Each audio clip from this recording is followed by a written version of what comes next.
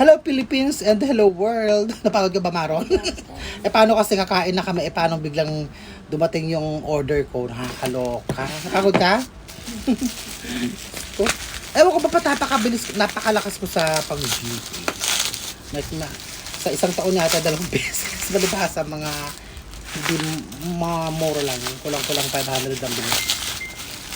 Wow, maganda. Wow, ganda. Yung order. Mamaya ko rin set up. Okay naman. Kain po tayo. Ang ulam namin ay yung kulay orange. Yung ulam ni Maron daw. Yun ang gusto niya. Isa kakalokang bata. Kulay orange.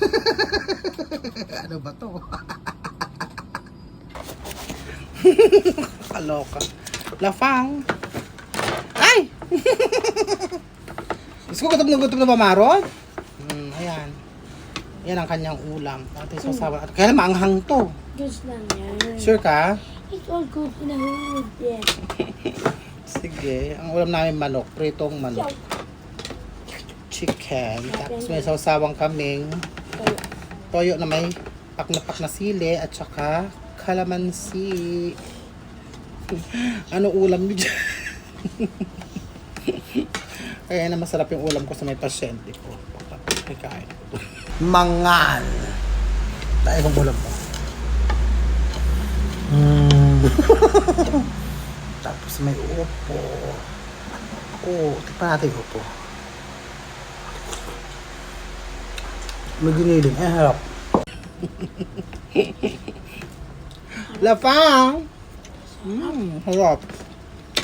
Lah! Sarap na ito, George. Harap daw. Bili ko sa Gopam. Sa tapat ng bahay ng pasyente doon. Panalo. Kaya ito ko ng bonggang-bongga. Panalo, guys. Panalo. Nalo? Masarap. Harap. Ay, ulam na. Ha? Harap. Harap naman ito ba, di ba? Sino kumakain sa inyo ito? Maraming hindi kumakain, may kumakain, kaya hindi tayo pare-parehas. Wow. Mahati sa suka. Mahon tayo! Okay. Masarap? Ubos? Ubos, simot na simot, Busog na lolo. Thank you for watching. I love you all and I thank you.